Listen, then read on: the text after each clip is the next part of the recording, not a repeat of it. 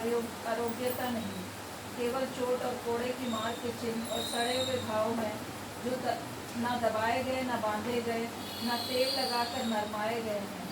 तुम्हारा देश उजड़ा पड़ा है, तुम्हारे नगर भस्म हो गए हैं, तुम्हारे खेतों को परदेसी लोग तुम्हारे देखते ही निगल रहे हैं। वे परदेसियों द्वारा नष्ट किए गए देश के समान उजाड़ हैं, और सियोन की बेटी दाख की बारी में की झोंपड़ी के समान छोड़ दी गई है, या ककड़ी के खेत के मचान या घिरे हुए नगर के समान अकेली खड़ी है।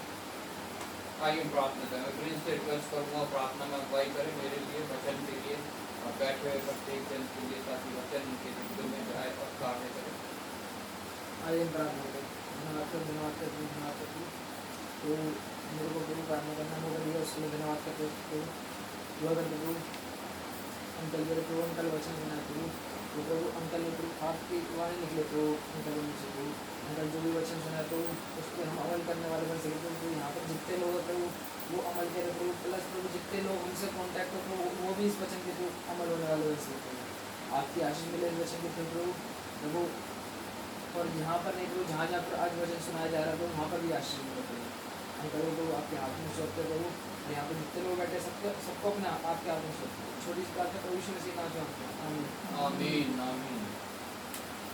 जब हम दूसरी आयत से यहाँ पढ़ते हैं, यहाँ पे लिखा हुआ है, हे स्वर्ग, ये प्रभु परमेश्वर जो है ये स्वर्ग और पृथ्वी को गवाह बना रहा है अपने और अपने लोगों के बीच में।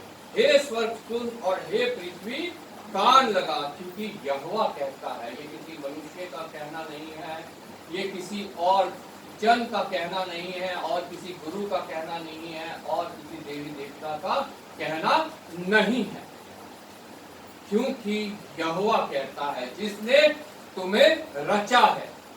स्वर्ग को यहोवा ने रचा, पृथ्वी को यहोवा ने रचा, और जो कुछ इस पृथ्वी पे है सब कुछ यहोवा के द्वारा रचा गया है। चाहे वो पेड़ पौधे हो, चाहे समुद्री जीव हो, चाहे चार पाए हो जो चार पैर वाले जानवर हैं, या फिर मनुष्य हो, या फिर रेंगने वाले जीव हो, सबको परमेश्वर ने रचा है। और स्वर्ग और पृथ्वी को साक्षी मान के यहोवा यहाँ पे उपमा देके उन चार पैर वाले जानवरों की मुझसे और आपसे बातें आज करना चाहता है।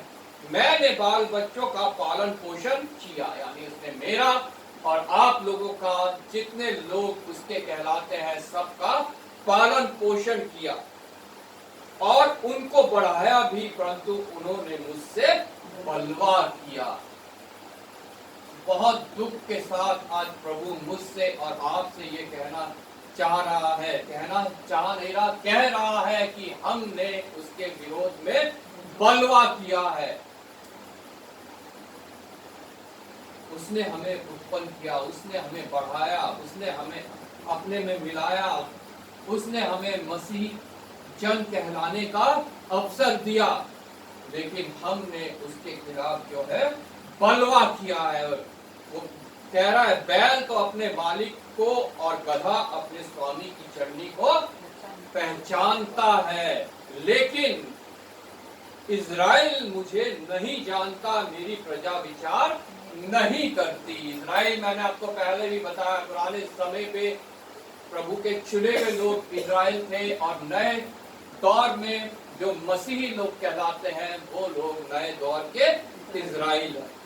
आज मैं और आप इज़राइल हैं, और हमें प्रभु कह रहा है कि हम उसे नहीं जानते हैं, हम उसका विचार नहीं करते हैं, हम उससे बलवा करते हैं।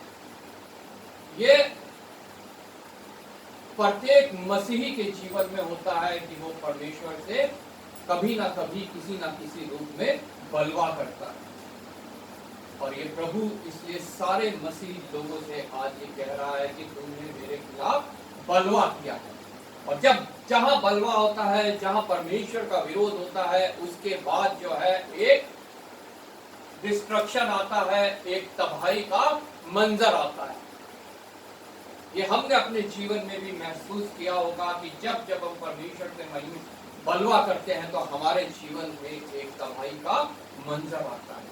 और उसी तबाही के मंजर के बारे में ये यहाँ आगे चौथी आयत से लिखा है, हाय यह जाति पाप से कैसी भरी है। जिस जाति के पास पाप से छुटकारे का इंतजाम है, जिस जाति के पास प्रभु का वचन पहुंचा है, जिस जाति के पास ये संदेश पहुंचा है कि प्रभु यीशु मसीह हमारे लिए आया, हमारे लिए मारा गया, हमारे लिए गाड़ा गया, हमारे लिए तीसरे दिन जी उठा, उस जाति ने उसको तुच्छ जाना, उस पर विश्वास नहीं किया और परमेश्वर से बलवा किया। यमुना रचित सुसमाचार की पुस्तक जब हम पढ़ते हैं उसके पहले अध्याय में लिखा है कि वो अपने लोगों के बीच में आया, लेकिन उस अपने लोगों ने उसे स्वीकार नहीं किया। उन्होंने बलवा किया और प्रभु यीशु मसीह को स्वीकार नहीं किया और वो पाप से भरी हुई एक जाति ही बने रहे।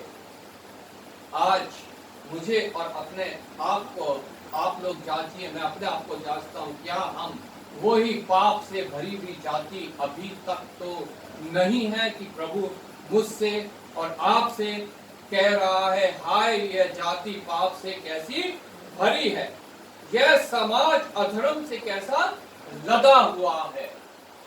मसीही जन मिलके एक मसीह समाज बनाते हैं और प्रभु कह रहा है ये समाज अधर्म से कैसा भरा हुआ है। इस वंश के लोग कैसे कुकर्मी हैं,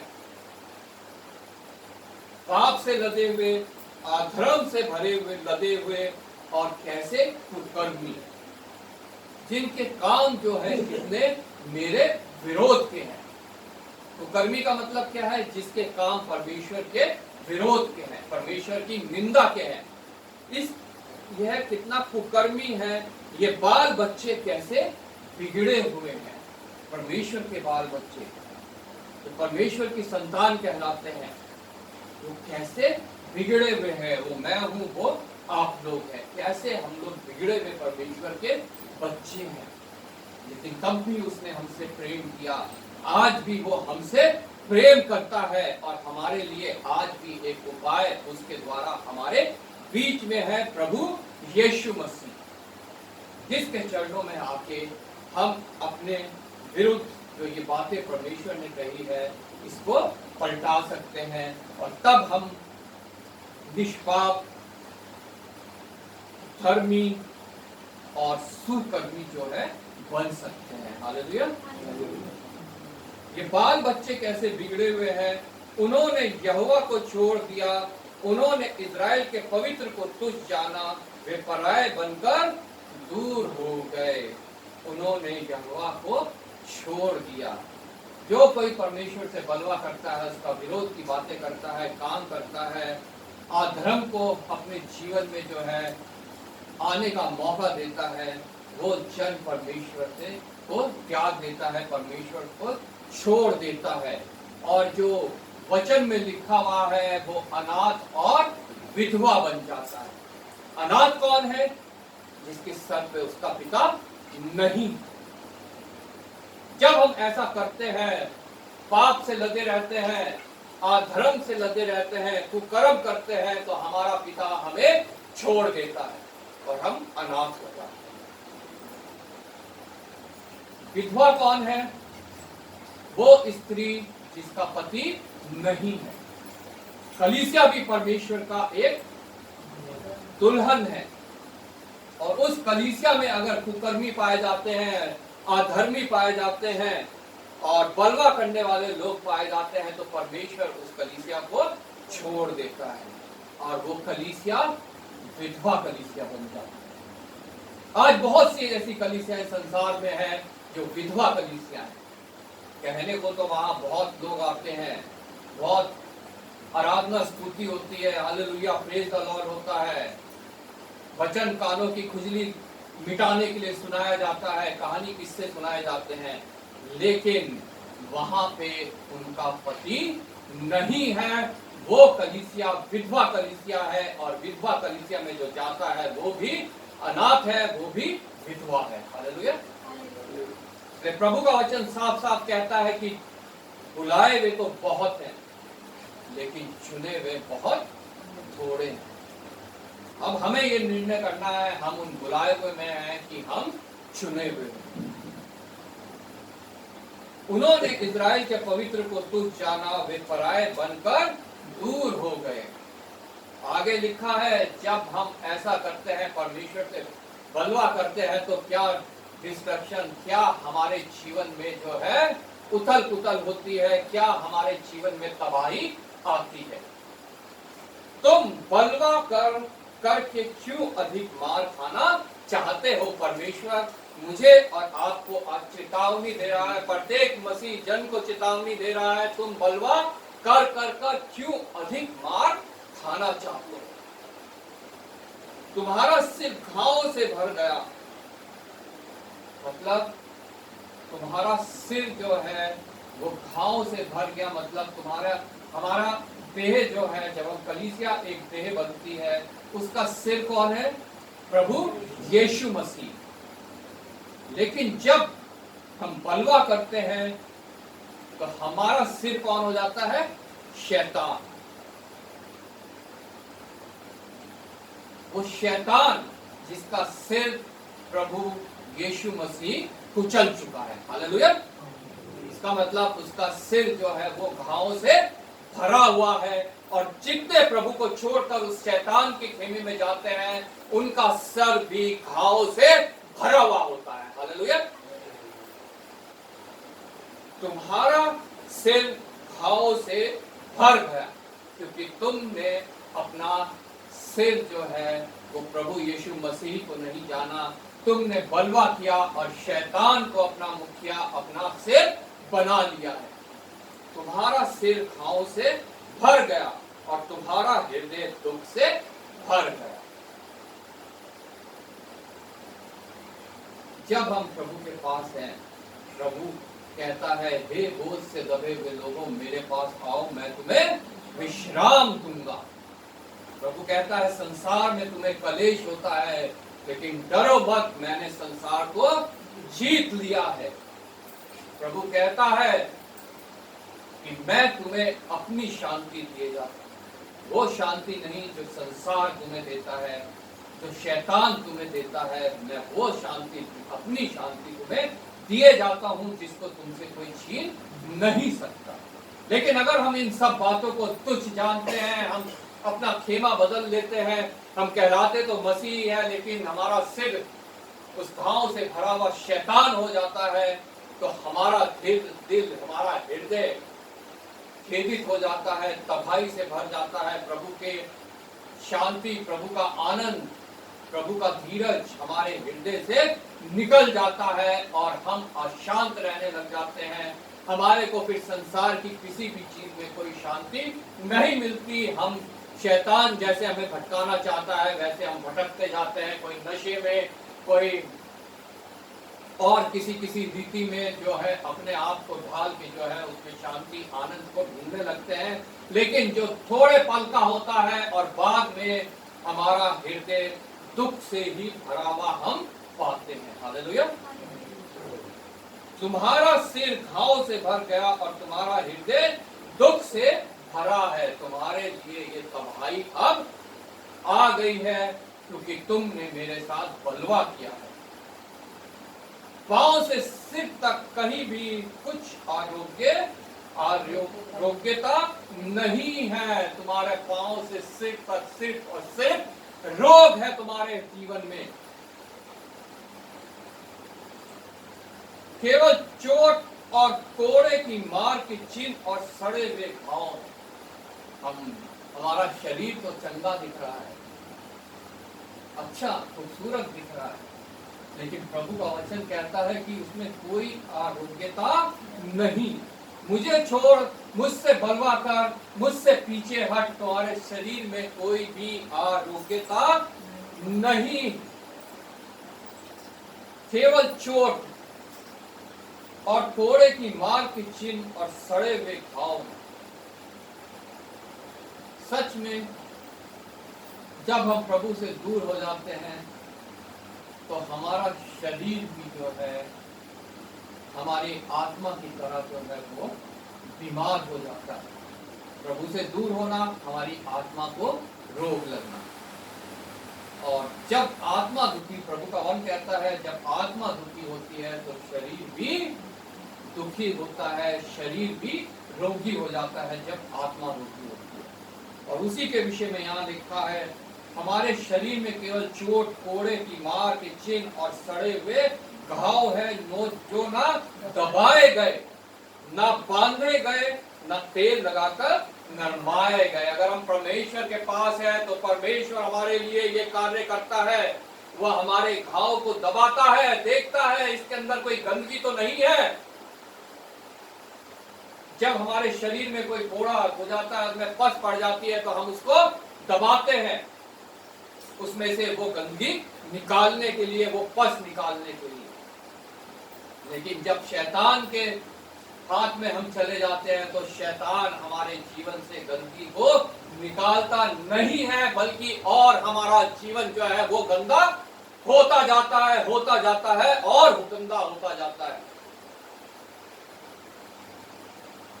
जो घाव न दबाए गए ना बांधे गए। घाव को अगर खुला छोड़ दो तो वो इन्फेक्शन उसमें लगता जाता है और वो और भयंकर होता जाता है। कई बार इतना भयंकर हो जाता है, जिस अंग में वो घाव है, पैर में, हाथ में, वो अंग हमें काट कर अलग करना पड़ता है। प्रभु का वचन साफ साफ कहता है, तेरी एक आंख ने अगर पाप किया है तो तू उसे निकाल कर फेंक दे। तेरे लिए ये भला है कि तू काड़ा होके स्वर्ग के राज्य में प्रवेश करे, ना कि दो आंखें रहते हुए तू नरक में प्रवेश करे। तेरा हाथ पाप करे तो उसे काट कर फेंक दे। टुंडा होकर स्वर्ग में राज्य में तेरी एंट्री उस दो हाथ रहते हुए नरक में एंट्री से बहुत उत्तम है। तेरा पांव पाप करे तो उसे काट कर फेंक दे। लंगड़ा होकर स्वर्ग में एंटर करना तेरे लिए दो पांव रहते नरक में एंटर करने से बहुत उत्तम है। परमेश्वर हमारे घाव को दबाता है, गंदगी को निकालता है और हमारे घाव को बांधता है। हालेलुया।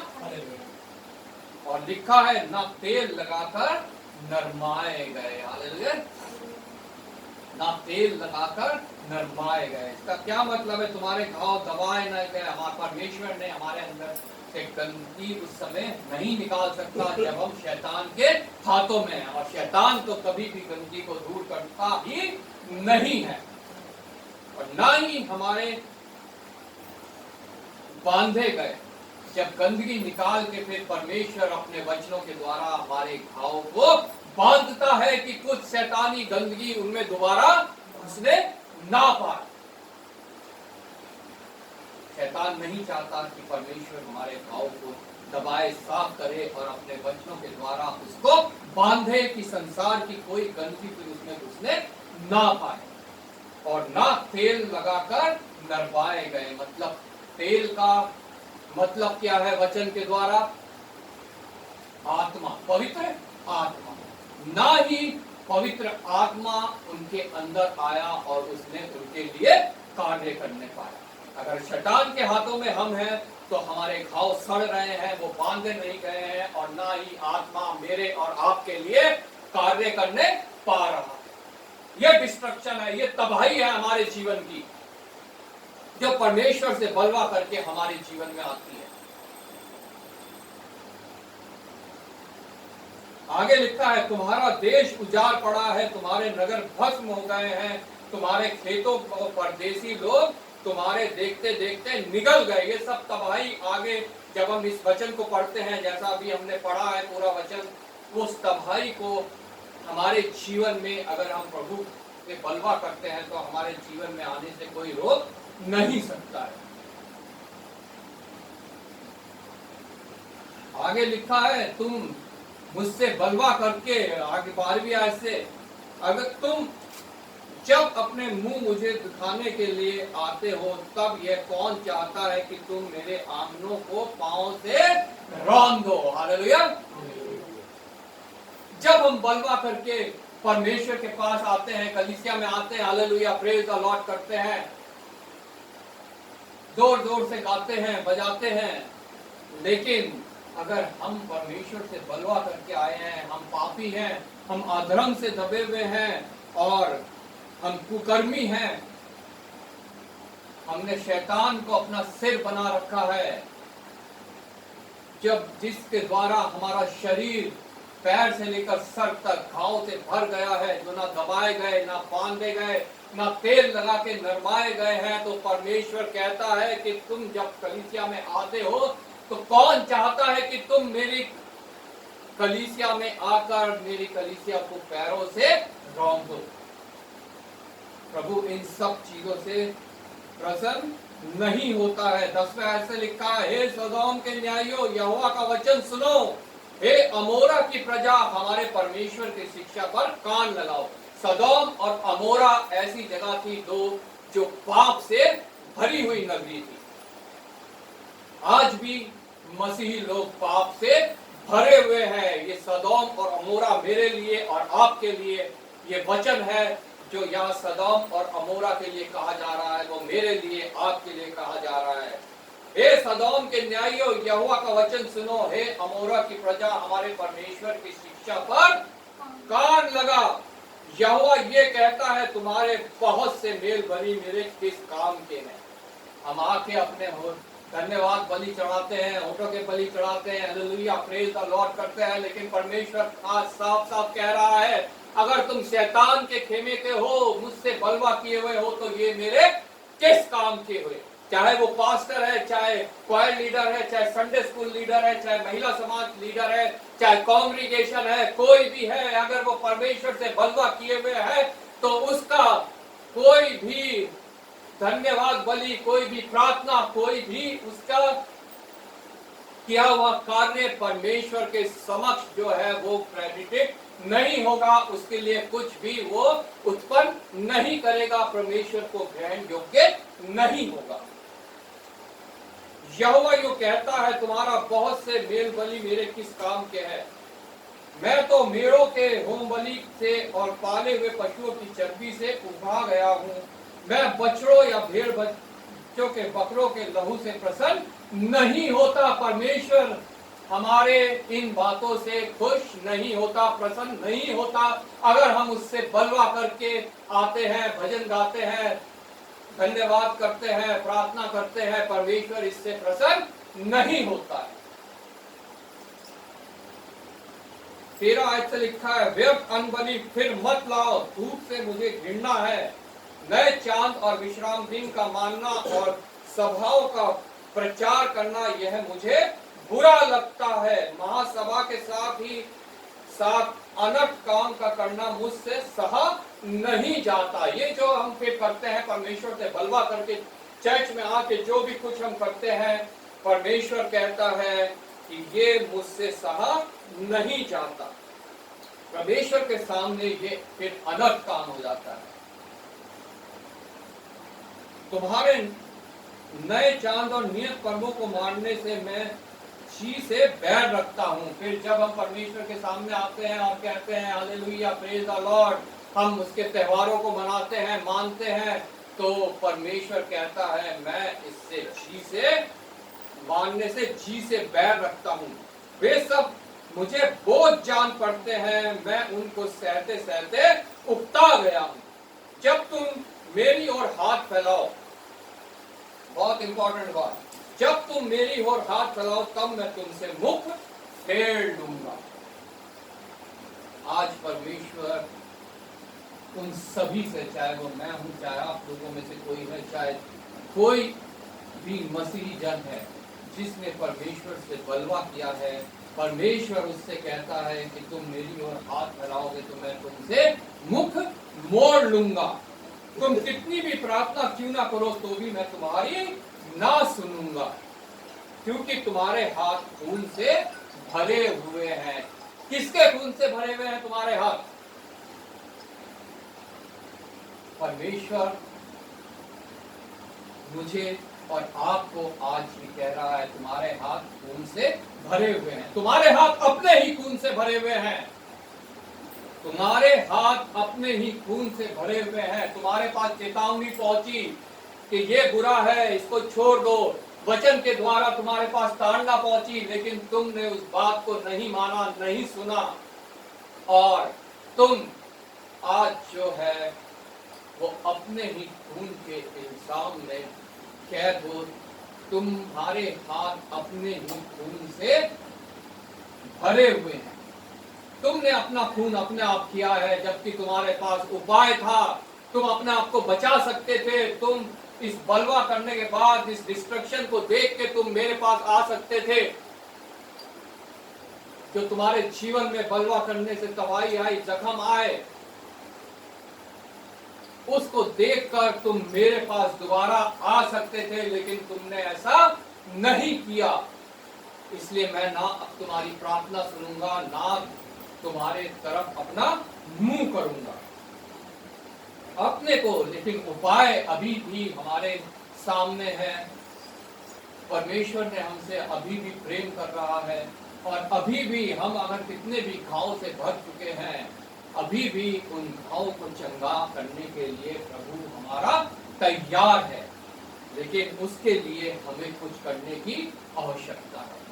हमने बलवा किया, हमारे ऊपर तबाही आई, और अब हमारे ऊपर भी रिस्टोरेशन का जरिया है। आज भी हमारे पास दोबारा से प्रभु के पास आने का समय है, ताकि हम लोग बचाए जा सके। हालेलुया। और जो आज भी प्रभु के पास दोबारा नहीं आता है, फिर उसके पास कोई जरिया नहीं है। प्रभु यीशु मसीह किसी के लिए दोबारा सलीब पर अब लटकाया नहीं जाएगा। एक बार और हमेशा के लिए वो सबके पाप लेकर सलीब पर लटक के अपने प्राण उसने दे दिए। अब दोबारा कोई भी ऐसा जरिया नहीं है जिसके द्वारा हम दोबारा से प्रभु को सलीब पर लटका सके। अब वो आएगा अपने महिमा में रूप में आएगा। अब वो आएगा अपने लोगों को लेने के लिए आएगा। पहले वो आया पूरे मनुष्य जाति के लिए। उसका पहला आगमन हुआ पूरे मनुष्य जाति के लिए। जो कोई उस पर विश्वास लाएगा वो नाश नहीं होगा, परंतु अनंत जीवन पाएगा। लेकिन अब जो उसका आगमन होगा वो सिर्फ उन लोगों के लिए होगा जिन्होंने उस पर विश्वास लाया, जिन्होंने उस पर विश्वास लाके उससे बलवा नहीं किया। अगर बलवा किया तो उनके ऊपर डिस्ट्रक्शन आया, और डिस्ट्रक्शन अगर आया तो वो अगर दोबारा से उस रिस्टोरेशन को उन्होंने स्वीकार नहीं किया तो फिर उनको प्रभु के साथ नहीं जा सकते। तो 5 कुमारियां ऐसी ही थी जिन्होंने प्रभु को ग्रहण तो किया, लेकिन वो रिस्टोरेशन तक दोबारा नहीं पहुंच पाई, क्योंकि उन्होंने बलवा किया, डिस्ट्रक्शन आया, और रिस्टोरेशन तक वो नहीं पहुंच पाई, क्योंकि उन्होंने प्रभु की आत्मा को अपने हृदय में नहीं लिया। सिर्फ ऊपर से दिखावे का जीवन दिया उन्होंने। मसीह है हम लोग, सिर्फ दिखावे का जीवन दिया। उनका ऊपर ऊपर जल रहा है, लोगों को दिखाई दे रहा है बस कि हाँ ये लोग मसीही लोग हैं, लेकिन उनके अंदर जो है वो तेल नहीं है, वो आत्मा नहीं है जो उस दिए को उस समय तक जला के रखे जिस समय तक दूल्हे का आगमन ना हो, प्रभु यीशु मसीह का आगमन ना हो। आज मैं इनमें हूँ। क्या मैंने बलवा किया, मेरे ऊपर तबाही आई और मैं दोबारा प्रभु के पास आया कि नहीं आया? आज ये मुझे और आपको अपने आप को जांचना बहुत आवश्यक है। लेकिन जरिया प्रभु यहाँ पे हमें सिखा रहा है, अपने को धोकर पवित्र करो। हालेलुया। अपने को धोकर पवित्र करो। धोना किससे है? प्रभु यीशु मसीह के लहू से। और कोई हमें पवित्र नहीं कर सकती, कोई नदी, कोई जल, कोई और धारा जो है हमें पवित्र नहीं कर सकती। सिर्फ वो क्रूस से बहती हुई प्रभु के लहू की धारा को छोड़ो। मेरी आंखों के सामने से अपने बुरे कामों को दूर करो। मेरी आंखों के सामने से उन कामों को दूर करो जो मेरे विरोध के काम है, जो मेरे निंदा के कार्य हैं, उनको अपने सामने से दूर करो। भलाई करना सीखो, यत्न से न्याय करो, उपद्रव को सुधारो, अनाथ का न्याय चुकाओ, विधवा का मुकदमा लड़ो। 18वीं आयत से लिखा है, यहोवा यूं कहता है, आओ हम आपस में वाद विवाद करें। तुम कहते हो कि मैं तो मसीही कहलाता हूं, लेकिन तुम मेरे युग के नहीं हो। आओ हम आपस में वाद विवाद करें। तुम्हारे पाप चाहे लाल रंग के हो तो भी वे हिम के समान उजले हो जाएंगे। आज अपने गुनाहों को मानकर मेरे सामने आ जाओ। अगर हम अपने गुनाहों को नहीं मानते हैं तो शैतान हमें ले जाने के लिए तैयार खड़ा है। आज अपने गुनाहों को मान लो, चाहे वो कितने भी बुरे तुम्हारे पाप क्यों ना हो, चाहे लाल रंग के चाहे हो तो भी वे हिम के समान उजले हो जाएंगे, और चाहे अर्गवानी रंग के हो तो भी वे ऊन के समान श्वेत हो जाएंगे। मतलब कितने भी घिनौने पाप तुमने क्यों ना किए हो, तुम उन्हें मेरे सामने मान लो।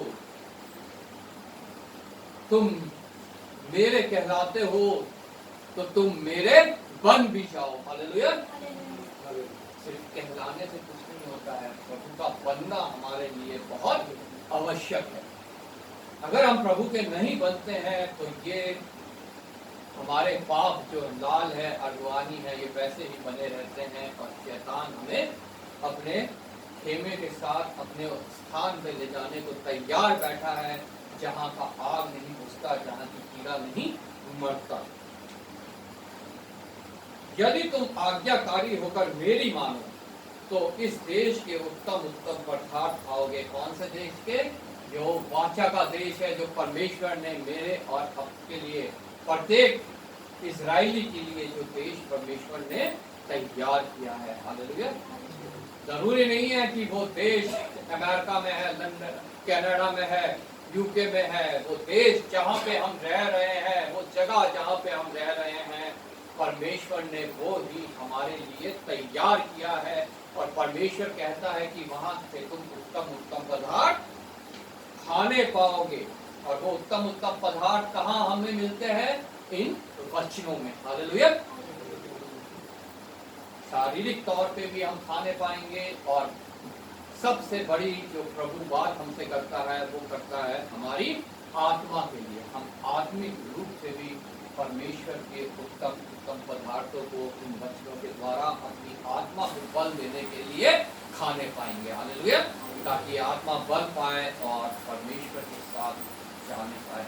जब प्रभु यीशु मसीह आए तो उसके साथ जाने पाए। तो इस देश के उत्तम उत्तम पदार्थ खाओगे, और यदि तुम ना मानो, एक चेतावनी है, ये सब देखते हुए कि तुमने बलवा क्या, तुम्हारे ऊपर तबाही आई, और तब भी अगर तुम ना मानो और बलवा करते जाओ तो तलवार से मारे जाओगे। यहोवा का यही वचन है। आज मेरे बहनों भाइयों, आपको निर्णय करना है।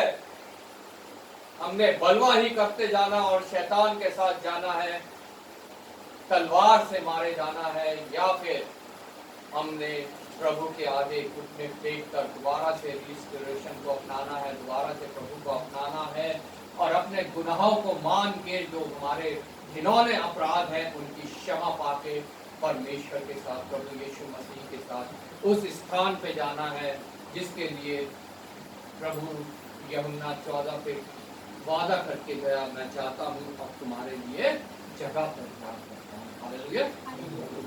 प्रभु आपको आज के इस वचन के द्वारा कायल करे, कन्विक्ट करे, आपके हृदय में कार्य करे, और आपको उस बलवे से और उन जख्मों से जो आपके आज हृदय में लगे हुए हैं उनसे छुड़ा के जो है आपके गुनाहों को माफ करके आप लोगों को अपने साथ ले जाने पाए। Praise Lord. हम वचन के लिए प्रार्थना करेंगे। मैं आदित्य से रिक्वेस्ट करूंगा वचन के लिए प्रार्थना करें।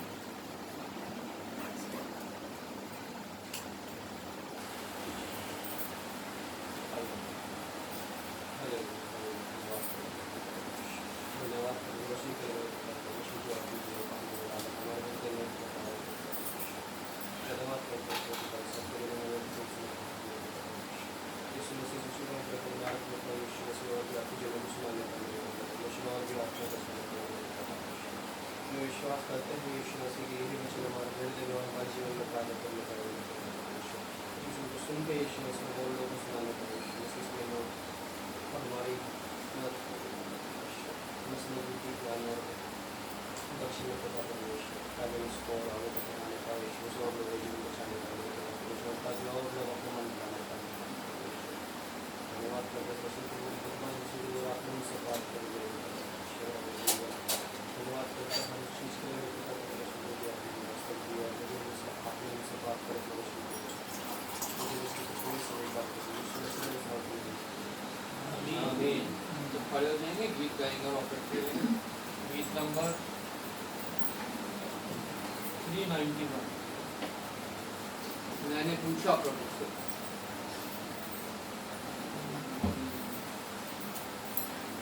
मैंने पूछा प्रभु से तू